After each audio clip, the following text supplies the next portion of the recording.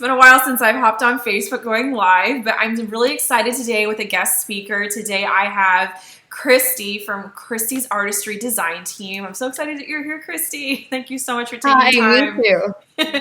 So a little bit about Kristy before we get started. She is the owner and founder of Kristy's Artistry design team.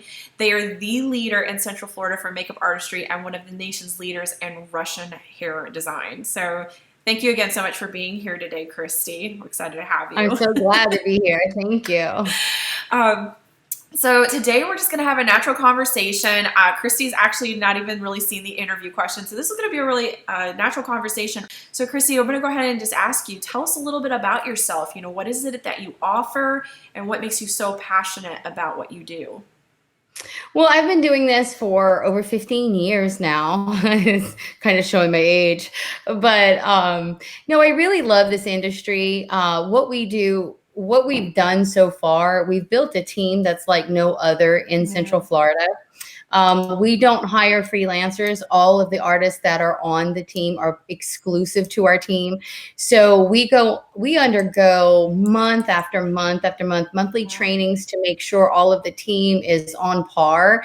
I love being part of people's big day. Right. And everyone on my team is just an extension of me. We hire people artists that are passionate and caring and just experts in their field.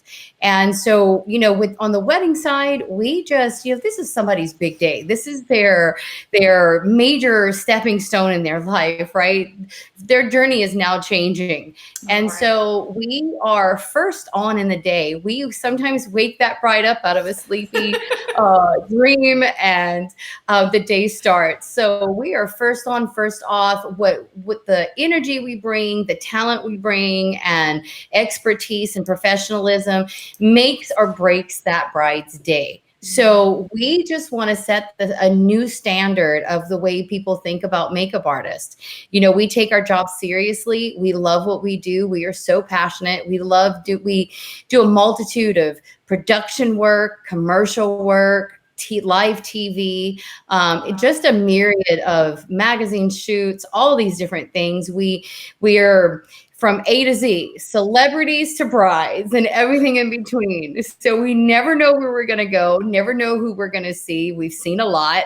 And then now add in the last few years of training in Russia, learning all these Russian hair designs from Georgie Cott, who is just the guru of Russian hair design, right? And so half my team knows how to do it well. It takes over 90 hours for them just to get the basics. And so we're coming along, and I'm loving that everyone across the United States are coming here to Orlando to learn it from me. It has just been a ride, and it's no end in sight. It is just beautiful. I'm looking forward to what the future holds. It's just been great. I've seen your studio. It's so beautiful. It feels like you're walking into this luxurious establishment. Everything is so polished. I mean, down to the last detail, everything is so beautiful. And so I see that you've put in so much of that, polish and refinement into everything that you're doing. There's nothing that is subpar. Everything is professional and top of the line. It's just amazing what you do. And your makeup portfolio, if people want to go check out your Instagram and Facebook, we'll talk about that a little bit at the end. But I mean, just seeing some of your work is outstanding and breathtaking. Thank you. That means a lot. Seriously does. Oh, I mean, so I love our new studio. I mean, that's been a dream come true. It's been something that's been on my heart for the last few years. To have a place where brides can come and we just encapsulate them. If they have any skin issues, we can take care of it with our aesthetics department. We have private trial rooms where the artist and the bride, maybe with her mother or one of our bridesmaids, maid of honor, can enjoy the experience of going through the hair and makeup looks, to having their teeth whitened, to having after the wedding day, brides and their bridesmaids want to get together afterwards and they want to learn makeup classes and hair classes, and we teach the public, too. So it's this new studio is everything I've wanted. And I already see we need a bigger space. It's over 2,000 square feet of gorgeousness, but we need more. So it's a good problem to have. Yes, next level, right? Going to Yes. keep advancing level after level. So tell me a little bit about what prompted you to start all this. Tell us a little bit of how your journey began. I mean, to be honest with you, if you really want to know the truth, so back since I was 8 years old, I wanted to be a plastic surgeon. Wow, I didn't know And that. God humbles us in so many ways. So my whole life, I wanted to be a plastic surgeon since I was 8 years old. At 8 years old, I saw this documentary on hair-lip children in third world countries. And so there was such a shortage of doctors that were willing to go to these countries and correct the problem. And so my heart went out to these people, because when these children are born, it's not just a cosmetic thing, it's a life debilitating issue. Some of them are very life threatening. So I put my nose in the books. I knew this is what I was going to do. So I was a straight A student. And so my snobby brain side used to tell people who struggled, I was straight A's, and so people that would have problems like studying and making good grades, I would say, you know what, if you can't handle the books, you can always be a cosmetologist. So not knowing that later on I would be. I mean, so so anyway, I won the women's award for science and math, engineering, and so I was the youngest student in medical science. And lo and behold, here I am living my dream, heading full force forward. And we're learning how to pinch off an artery of a gentleman whose knee had been severed right below the kneecap. His leg had been severed right there. And I just passed out. I am on the floor. I wake up. They're all around me. I had never seen myself after I don't know if you've ever seen yourself once you pass out, but you're gray. Yeah. I mean, you look like you've just risen from the dead. Okay. So my sister's a nurse, and I just realized at that point, I can't handle it. My stomach can't handle gross things. And so I just told my sister, you know what? You are going to make them pretty. I mean, heal them, and I'm going to make them pretty. So fast forward, early 30s. I always was in art class. I always took art classes. My father's an artist. So I drew, I painted, and our faces are just a 3D canvas. So the way, when I look at somebody's face, I just think, how can I bring out that feature, this feature? There's some things people think we have a magic wand, but there's only so much we can do, there's only so much we can do. So, but it's so much fun. But my friend, because I had a natural ability, my girlfriend had asked if I could help her. So I went to school to become an esthetician. So that I had the right to do makeup artistry in any genre. And so a few years into it, mid 30s, late 30s, industry changed. They wanted the same person who did makeup to also do hair. So I went back to full cosmetology school, and went kicking and screaming every single day.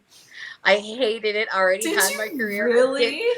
I hated cosmetology because I did not want to cut, color, perm, all chemical process hair. I just wanted to use hot tools and hairspray.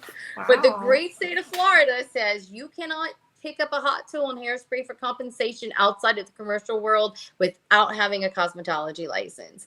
So, but now I have aesthetics and also cosmetology, and I love it. I mean, it's been a ride. My life has been a ride. Who would have thought that now in my 30s, my life went completely different. And, here I am at 51, owning one of the largest teams. I think we are the largest team in Central Florida. We love what we do. It's amazing. And, it's been great. And I never say bad things about what somebody should or shouldn't do, because I know God will show me that will be me. So, wow. I mean, what an incredible journey, all the way from wanting to be a a cosmetic surgeon, plastic surgeon, and now to where you're doing makeup and you have one of the largest studios in Orlando. What do you think has attributed to all? I mean, you probably don't even see it, but I mean, you've grown so much in such a short window of time. What do you think has played a role in that growth? I think we just have a really good foundation. Mm. I'll be honest. I take pride in the fact that we do things a little bit differently. I don't try to. Of course, we all do what we do because we need money and we need to put food on the table. But I never forget why I'm doing what I do. Mm. Every person that sits in our chair, we are making an impact. And I know that some people might think, oh my God, she's just a makeup artist. She's so vain. It's not vanity. When you dress, when you think about when you lose a few pounds or you go shopping, you don't need to lose a few pounds. I need to lose a few pounds. But you go shopping and you get that perfect suit or that perfect dress that you feel like $1,000,000. You're more confident. You do more things. You feel like you're on top of the world. So you give more of yourself. You make, and I'm not trying to be philosophical here, but it's the truth. You give more of who you are and you really make your sphere a better place. Mm. So when we go on site, like I said, we are first on, first off. We make or break that bride's day.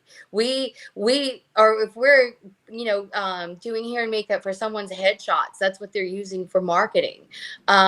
If they look silly, no matter how great a photographer is and how good Photoshop is, if hair and makeup is bad, it's bad. Yeah. But if it's decent or to good, then that shot looks fantastic. People feel better about themselves when they present themselves to the public Absolutely. looking great. It's mental. It is. I mean, we almost feel like psychologists. You're not the first person in the beauty industry who's told me that. But it is. It's a lot to do with the mindset. And, I love that one line. I don't know if I learned it from you, but as women, when we look good, we feel good and we do better. We do better in our jobs. We do better as wives, as spouses, as friends. We just do better overall in our lives if we feel better about the weight, and a lot of that comes from how we look.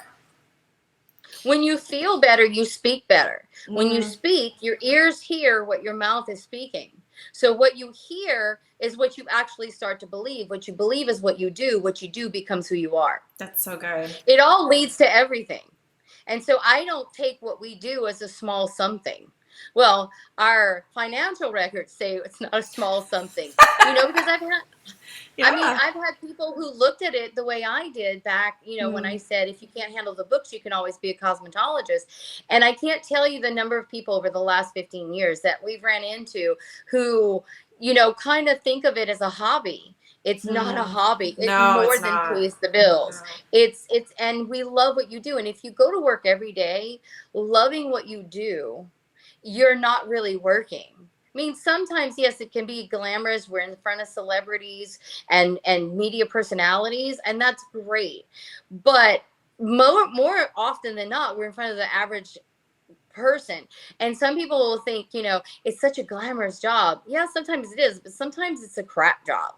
We do crap, we're in a crappy situation for lack of a better term. We might be out in the middle of the field getting bitten by 10 million ants or mosquitoes, or, what I'm saying? We're sweating and you're sweating, but we have to make you look like you just stepped out of the AC at 20 below. You know what I'm saying? So, not in the hot, humid, weather of Florida. So, for all those who are watching, not from Florida, the struggle is real. It's really real. But I think what makes us so different is that what I believe, all my artists, I hire artists that are like me. They're down to earth, but they're very professional. You can become friends with them, but they don't, you know what I'm saying? There's a fine line. And because we take ourselves and our job seriously and appreciate our clients, we've just really grown. And the last 5 years, we've had so much growth. We have 20 artists and growing. We're currently hiring now. I've been conducting interviews this whole last month and have quite a few to go. We're hiring. We have been turning away work because we're completely full. And so it's been Wow. fantastic to see the growth of these women that I'm able to impact. You know, I don't need to have a pulpit. I don't need to have a stage presence to impact the people in my sphere. All of these artists, we're like family. They look at me as their leader, and I'm glad, but I take it seriously. And so I help develop them personally, professionally, however they need. And I really take pride that we are a woman based business, a Mm, women empowering business. And yes, I love, love, love seeing the growth of my artists. that's so It's awesome. it's been amazing. And I think because we have that foundation and we run ourselves as a company, we're not a bunch of freelancers. You know, we are just so cohesive, and we have such a strong foundation. It works like a well-oiled machine, and that sets us apart. We just put our heads down and we work. No, I love working with you, Kristy, and just the conversations that we have because you're such a genuine person, and you have such a passion to help others and to not just help like your brides, but also to help your team. Like you are a leader when it comes to your team, and it's just so dynamic. And I think that has really set you apart in some of the ways from other makeup artists in the area in Florida. Just that passion and that genuine spirit, it comes across to anyone who has a conversation with you, even through the camera, it comes across. So Well, it's thank amazing. you. Good. So my next question is, what shifts in your mindset have you had to overcome in order to become a more profitable business leader? Wow. That, I went to a Grant Cardone, one of his conventions a long time ago, and I learned about 10 times yourself. Mm, And being an OCD, I wore all the hats, OCD major, right? If I'm not in control, I'm going to lose it. Like I have to do it or it's not going to be done right. And then I hear this very successful speaker. And my husband knew him back before he was Grant Cardone, the motivational speaker, right? He mm, worked with him in the car business. wow. And so here I am listening to this man tell me, you have to be able to take yourself and multiply it 10 times in order to grow. And so that was hard. That was probably a year and a half process for me to let go of some of the reins and start to give that responsibility to those who wanted it and let them Mm, run with it. Of course, I'm always over it to some degree, but I give them the goal and the challenge and I let them do. And I watch them and I let them, if they fall on their face, I got to let them do it because I have. And that's the only way we're going to grow. And I think that was one of my biggest challenges to grow financially, was to let go of all the control. wow. I can't do it. I That's can't do it all so myself. good. Oh, I love that. This is so good. Because I meet so many business owners who get stuck in that rut and they never grow past a certain revenue because they cannot let go. They cannot relinquish that control. They're so scared to let go of it. And so I'm so glad you shared that because that is so empowering and positive, and it is definitely something as business owners we need to hear more about. So I'm gonna tell you one of the big things there was, I remember I used to have this spot. We were a 5-person group that met once a month, and we shared our goals, and then every month we met up, we talked about where we were with those goals. What have we done? What's our next task? And we really challenged each other to think differently. And I remember my girlfriends looking at me. They were all business owners, and they looked at me and said, Kristy, you need an admin. mm, And I'm like, I don't know if I can afford one. And they're like, trust me. And if anybody that's listening, hopefully we have some people listening. If anybody, if anybody is listening has been struggling with, how do I grow? Because honestly, and when you're a self employed person, you will only put food on the table while you're working.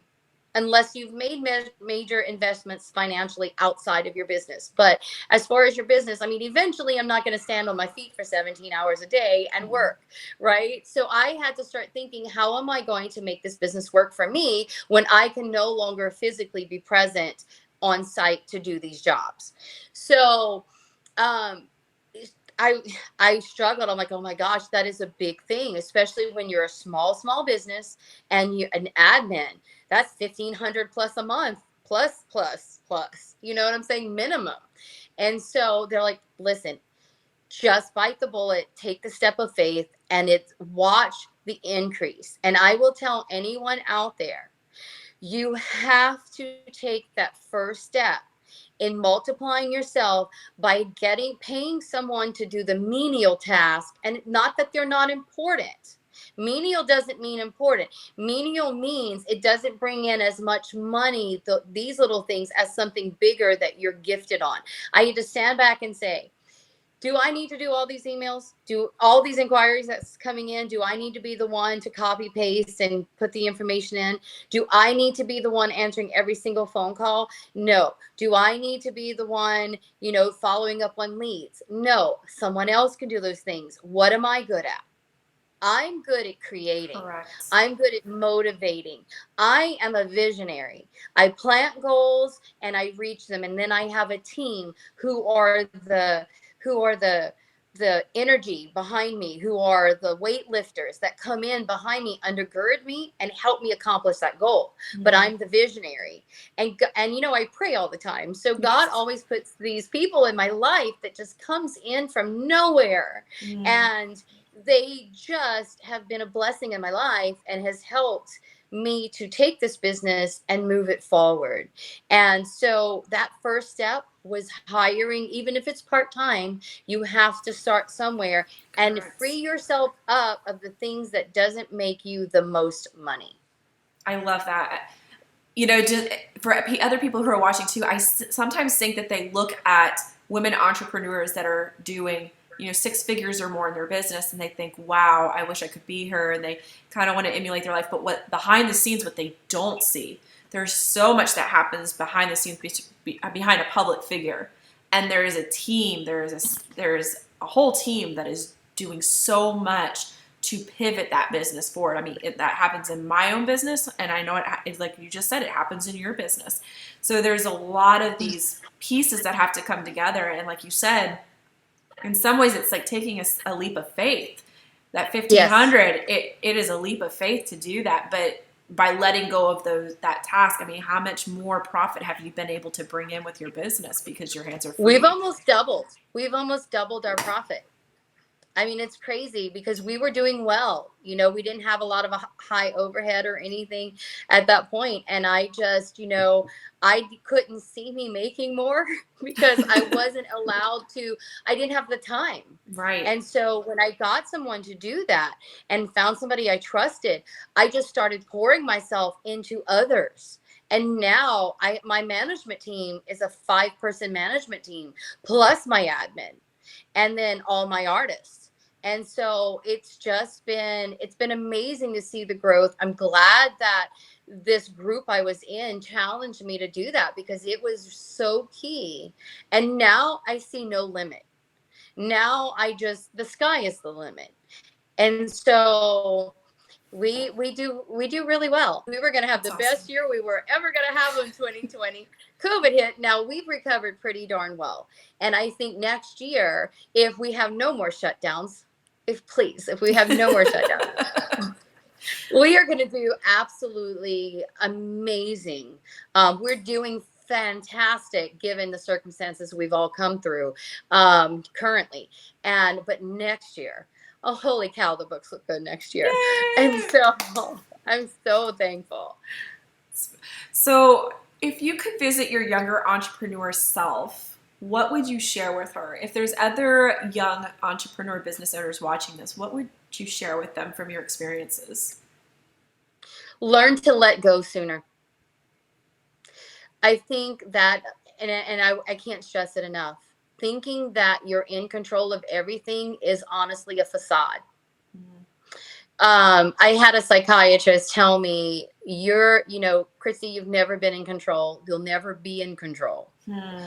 All the times you thought you were in control, it was a fantasy. The only thing any person is ever in control of is their decisions. That's it. You will never be in control of more than that. I can't control what a client does. I can't control what a manager does. I can't control what an artist does. No matter how good I am, how involved or not involved I am, they're going to make their own decisions. So you've got to learn to let go early in order to grow. Now, manage well. Get in classes. Learn how to manage. I'm very fortunate that my husband was, he's managed hundreds of people at a time. So he has a lot of knowledge on how to handle large groups. And so I take a lot of counsel from him in managing skills. We read a lot of books. I read books with my management team. Wow. Yes. And so we read books together and we discuss it, and we grow as a team. So do that, and don't be afraid. If I had to tell my younger self, don't sell yourself short. Believe in who you are and acknowledge your worth. Because if you don't know your worth, you'll never make the money that you should be making, because you will always undervalue yourself. Yes. That's amazing. Yes. Love that. What book would you recommend for them to read? What book? In management, 1 Minute Manager. The 1 Minute Manager. Okay. It's a great, easy read, and you will challenge yourself as well as your team. I have to put that on my book list because I've not read that one. That one sounds good. It's really good. So you can get it next day or same day from Amazon. Yay.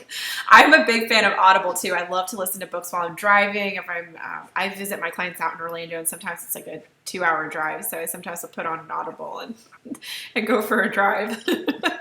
Well, my husband thinks I am Audible, so. So, what are some ways that people can follow you, Kristy? That people can what? Follow you on social media. Oh, okay. They can go to Instagram, of course, at Kristy's Artistry Design Team. They can go to Facebook at Kristy's Artistry Design Team, or Pinterest at Kristy's Artistry Design Team. Awesome. Our website is kristysartistry.com. Perfect. Well, thank you so much for this today. This has been so good and so informative and so much value. I mean, just what you've been sharing about letting go of that control. And I can say that is something I had to learn at one point in my business. But for those who are watching, that is so powerful what you've shared today. So if anyone's watching today, thank you so much for watching. My name is Eileen. I'm with Master Your Marketing with Eileen. And so you can follow us on YouTube, Facebook, and Instagram as well. And please take some time out of your day to follow Kristy, because she's amazing at what she does. And her Instagram is just absolutely gorgeous. You need to go check that out. Thank you. So thank you again, Kristy, for joining. It's been so wonderful having you, and I just so appreciate your time today. Thank you for having me. I appreciate you.